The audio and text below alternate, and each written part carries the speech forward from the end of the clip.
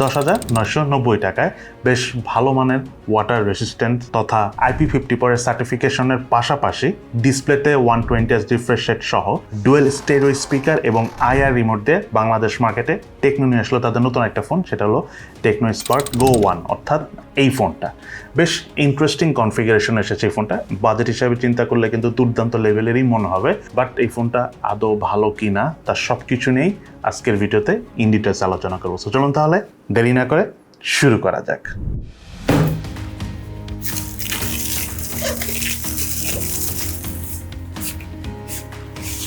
মোবাইলটির box কন্টেন্টে রয়েছে user manuals, সিম tray ejector, earphone,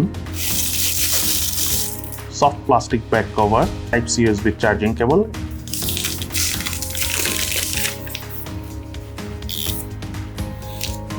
এবং টেকনো স্পার্ক GO 1 মোবাইলটি। পলিকার্বনেটের তৈরি মোবাইলটার বডি ফ্রেম এবং রিয়ার প্যানেল, তবে রিয়ার প্যানেলে যে হোয়াইট কালারের যে ডিজাইনটা রয়েছে সেটা বেশ শাইনি এবং অনেকটা ডায়মন্ড কাট ডিজাইনের মতো।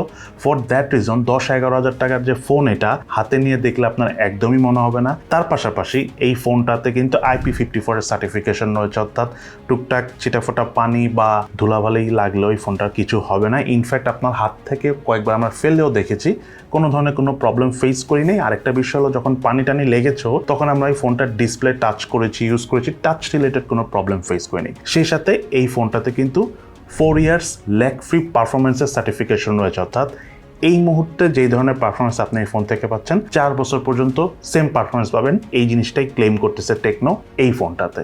তার পাশাপাশি আমার কাছে থাকা এই মোবাইলটার কালার ভেরিয়েন্টের নাম হলো গ্লিটারি হোয়াইট। এই মোবাইলটার আরও একটি কালার ভেরিয়েন্ট হচ্ছে, সেটা হলো ব্ল্যাক কালারের। এছাড়াও 6.67 ইঞ্চি ডিসপ্লে সহ মোবাইলটার থিকনেস হলো 8.2 মিলিমিটার এবং ওয়েট হলো 188 গ্রাম। মোবাইলটা সাইজ বিবেচনা মোটামুটি সিঙ্গেল হ্যান্ডে আমরা একদম কমফোর্টেবল ভাবেই ইউজ করতে পেরেছি। সেই সাথে মোবাইলটার রাইট সাইডে রয়েছিল ভলিউম রকার এবং পাওয়ার বাটন, এবং এই পাওয়ার বাটনটি সাইড মাউন্টেড ফিঙ্গারপ্রিন্ট স্ক্যানার হিসেবে কাজ করে। মোবাইলটার লেফট সাইডে রয়েছিল সিম কার্ড ট্রে, যাতে দুটো সিম কার্ড ইউজ করার পাশাপাশি রয়েছে এক্সটার্নাল মেমোরি কার্ড ইউজ করার সুবিধা। মোবাইলটার উপর অংশ রয়েছিল স্পিকার এবং মোবাইলটার নিচের অংশ রয়েছিল main speaker, primary mic, USB Type-C charging port এবং হেডফোন জ্যাকের পোর্ট।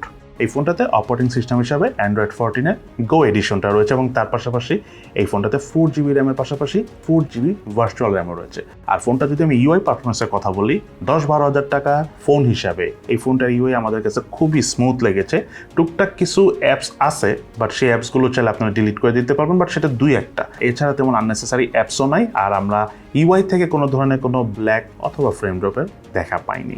সেই সাথে এই মোবাইলটার রিয়ার প্যানেলে 2টা ক্যামেরার মতো দেখতে হলো একটা ক্যামেরাই রয়েছে এবং সেই ক্যামেরাটা হলো 13 মেগাপিক্সেলের, এবং এই ক্যামেরা দিয়ে তোলা ছবিগুলোর পারফরমেন্স বাজেট বিবেচনা, যেহেতু এটা 10-12 হাজার টাকার ফোন, সেই হিসাবে আমাদের কাছে ঠিকঠাকই লেগেছে। প্রপার লাইট কন্ডিশনে যথেষ্ট ভালোই ছবি ওঠে, পোর্ট্রেট মোটেও মোটামুটি নাইসলি ডাইনামিক রেঞ্জ ধরে রাখতে পারছিল এবং এজ ডিরেকশন আমি মনে করি ঠিকঠাক আছে। সেই সাথে মোবাইলটিতে হাইস্ট 1080p 30 fps এ ভিডিও শুট করা যায়। ভিডিও ক্যামেরার পারফরমেন্স আমি মনে করি যে ঠিকঠাক আছে এই বাজেট রেঞ্জের ফোন অনুযায়ী। সেই সাথে এই মোবাইলটার ফ্রন্ট ফেসে রয়েছিল 8 মেগাপিক্সেলের সেলফি ক্যামেরা, এবং সেলফি ক্যামেরা মোটামুটি লাইট কন্ডিশনে বেশ ভালো ছবি তুলে, পোর্ট্রেট মোডও ঠিকঠাক আছে, এজ ডিরেকশন মোটামুটি মানের হলো, ডাইনামিক রেঞ্জ বেশ ভালোভাবেই কভার করতেছিল। সো ওভারঅল এই ফোনটা সেলফি ক্যামেরা পারফরমেন্স এই বাজেট রেঞ্জের ফোন হিসাবে ঠিকঠাকই আছে।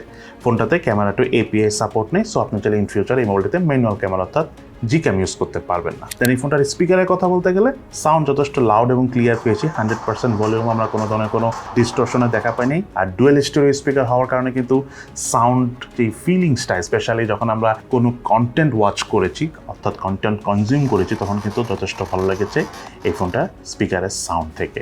এই মোবাইলটাতে রয়েছিল 5000 mAh ব্যাটারি, এবং চার্জিং এর কথা বলতে গেলে মোটামুটি 0 থেকে 100% চার্জ করতে এই ফোনটা আমাদের প্রায় 2 ঘন্টা 10 মিনিটের মতো সময় লেগেছে। তবে একবার চার্জ করার পর এই ফোনটার আমার চার্জ ব্যাকআপ মোটামুটি বেশ ভালোই পেয়েছি, প্রায় 1.5 দিনের কাছাকাছি চার্জ ব্যাকআপ পেয়েছি এত বড় ডিসপ্লে হওয়ার পরও। আবার এই ফোনটা যখন আমরা এক্সট্রিম ইউজ করেছি, টানা ইউজ করেছি, স্পেশালি মোবাইল ডাটা অর্থাৎ ইন্টারনেট দিয়ে, তখন আমরা এই ফোনটার চার্জ ব্যাকআপ পেয়েছি অ্যারাউন্ড 6 ঘন্টার মতো। এই মোবাইলটি ছিল 6.67 ইঞ্চি সাইজের 120Hz রিফ্রেশ রেট দিয়ে IPS LCD প্যানেলের ডিসপ্লে, যার রেজুলেশন হলো 16x720 পিক্সেল এবং পিক্সেল ডেন্সিটি হলো 263 ppi। তার পাশাপাশি ফোনটা চিন এবং বেজেল এরিয়া আমাদের কাছে ঠিকঠাক লেগেছে, এবং ডিসপ্লের ঠিক উপরে সেন্টার রয়েছিল 5 হোল সেলফি ক্যামেরা। নর্মালি আমরা এই বাজেটে অ্যাকচুয়ালি ওয়াটার ড্রপ দেখে থাকি, তবে এই ফোনটাতে 5 হোল সেলফি ক্যামেরা দিয়েছে এবং 120Hz রিফ্রেশ রেট দিয়েছে ডিসপ্লেতে। তার জন্য আমি টেকনোকে থামস আপই দিব এই ফোনটার জন্য। তার পাশাপাশি এই ফোনটাতে রয়েছে ওয়াইড ভ্যান L3S সাপোর্ট। এই মডেলটিতে প্রসেসর হিসাবে রয়েছিল ইউনিসকের T615 প্রসেসর। এটি একটি অক্টাকোর প্রসেসর, যার ট্রানজিস্টর সাইজ হলো 12 ন্যানোমিটার। জিপিইউ হিসেবে মোবাইলটি ছিল মালি G57। মোবাইলটির আন্তর্জাতিক স্কোর পেয়েছি আমরা 2,31,780, বেঞ্চমার্ক স্কোর পেয়েছি সিঙ্গেল করে 441, মাল্টি করে 1470। 10-12 হাজার টাকার ফোন হলো। এই ফোনটাতে আমরা পাবজি গেমসটা প্লে করা ট্রাই করেছি এবং এইচডি গ্রাফিক্সে হাই ফ্রেম রেটে খেলা যায়। একটু গ্রাফিক্স সেটিং কমিয়ে আমরা এই ফোনটাতে পাবজি গেমসটা প্লে করেছি, বেশ ভালো খেলতে পেরেছি।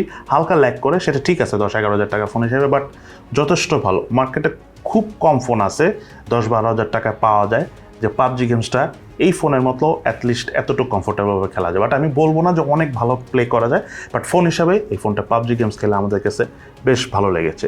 তার পাশাপাশি হালকা পাতলা গেমসগুলো তো আছে, আপনারা চাইলে এই ফোনে খেলতে পারবেন।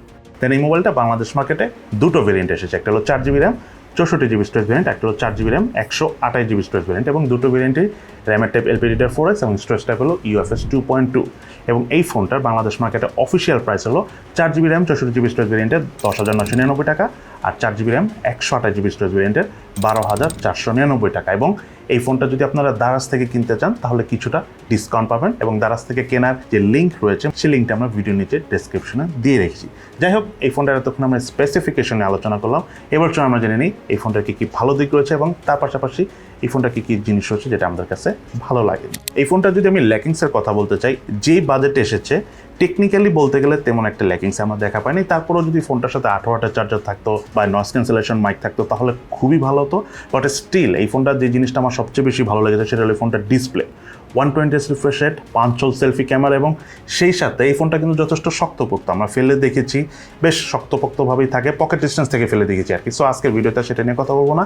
ইনফ্যাক্ট আমরা এই ফোনটা দেখা গেছে যে রিসেন্টলিতে আপনারা জানেন বৃষ্টির সিজন, সো বৃষ্টিও পড়েছে এই ফোনটাতে প্রচুর, তখন আমরা হালকা পাতলা ইউজ করেছি, দেখেছি যে কোনো ধরনের কোনো টাচ ইস্যুস পাইনি। তবে এই ফোনটা কিন্তু আবার ওয়াটার প্রুফ না, ওয়াটার রেসিস্ট্যান্স, আপনারা আবার পানিতে ডুবিয়ে রাখবেন না, সেক্ষেত্রে আবার প্রবলেম হতে পারে।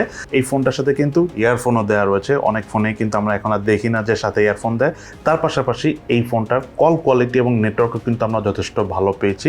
বেশ অনেক জায়গায় যে আমরা কথা বলে দিয়ে গেছি যে অনেক সময় নেটওয়ার্ক ড্রপ করে, বাট এই ফোনটাতে ওই ধরনের সিচুয়েশনে আমরা নেটওয়ার্ক ড্রপ বা কল কোয়ালিটির কোনো ধরনের কোনো প্রবলেম পাইনি। এবং এই ফোনটাতে কিন্তু 4 ইয়ার্সের যে ল্যাগ ফ্রি পারফরমেন্স সার্টিফিকেশনটা রয়েছে সেটা কিন্তু খুব বড় একটা বিষয় যখন আপনি একটা লং টাইম ফোন ইউজ করবেন সেই ধরনের ডিসিশন নেওয়ার ক্ষেত্রে। দেন যে বিষয়টা আমার এই ফোনের বেশ ভালো লেগেছে সেটা হলো 10-12 হাজার টাকার ফোন হিসাবে ফোনটাতে আমরা পাবজি গেমসটা খেলেছি, মোটামুটি বেশ ভালোই লেগেছে। আমি বলবো না যে আপনারা অনেক হেভি খেলতে পারবেন, বাট নর্মাল যতটুকু প্লে করেছি যথেষ্ট ভালো ছিল।